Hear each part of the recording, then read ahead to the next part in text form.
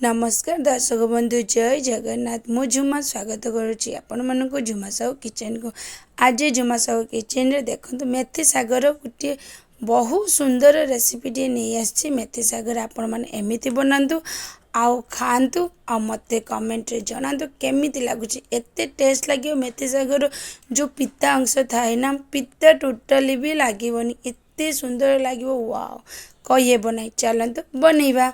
एठारे मु मेथी साग देखंतु केमिति काटी करी धोई नेली। मु पूर्वरु मेथी साग को भल करी धोईकी ताको पानी छाड़िया जाए रखी देइथिले, तेणु मोर एठारे आ धोइबार आवश्यकता नाही।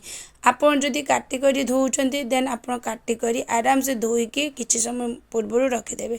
एठारे देखंतु मु आलू को एही परि भाबरे छोट छोट करी काटी नेछि आ संगे संगे पानी रे पकई नेछि।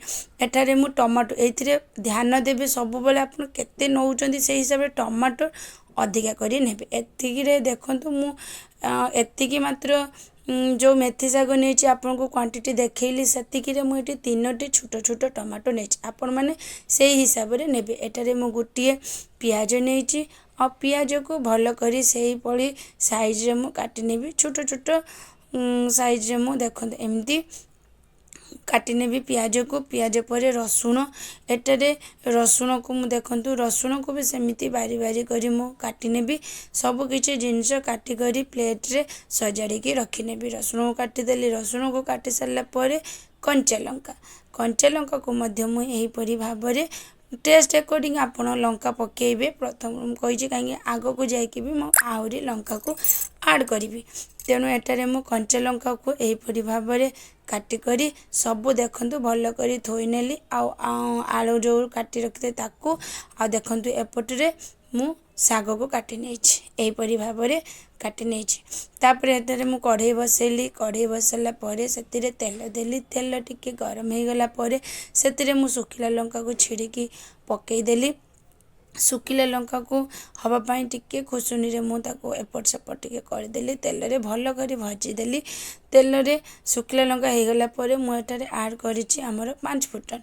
5 फुटन को मु ऐड कर नेली। 5 फुटन को आराम से भल करी फुटी गला परे प्रथमे पकेइबा आमे रसुण आ कटा होई रखिथिबा कंचा लंका।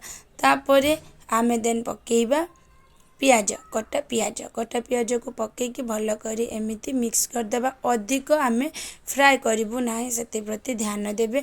केवल तार कंचा बासना जीवा जाए आमे एमिति टिके फ्राई करनेबु। फ्राई कर सारला परे आमे एठारे जो काटी करी रखिथिलु टमाटर को एठारे ऐड करनेबु।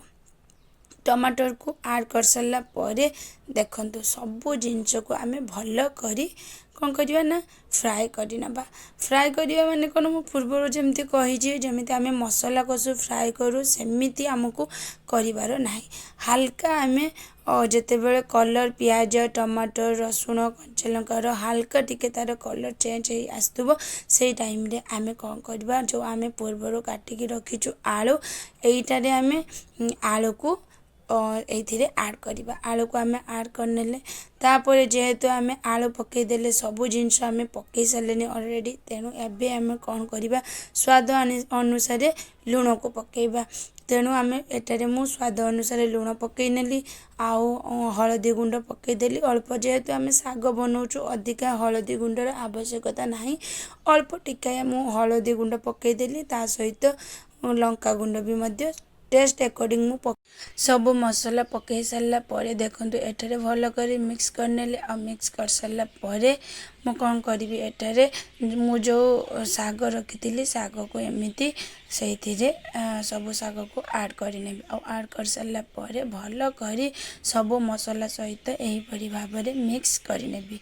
मिक्स करनेबि आ मिक्स कर सारला परे ताको 5 मिनिट घोड़ने देई छाड़ी देवी जेमिति सबु जिनस भल करी मिसी जीव। बास 5 मिनिट परे ता घोड़नी बाहर करी देखंतु सबु जिनिस केते परफेक्ट भलिया केते सुंदर से सिझी जाइछि। आउ साग देखंतु केपरी केते साग थिले केते अल्प रे परिणत हो जाइछि। देखंतु हेले ना केते सहज ऊपर केते जल्दी देखंतु बास ताको किछि समय परे एपरि भाबरे करि नेबे। देखंतु साग हमर एठी रेडी हे गला।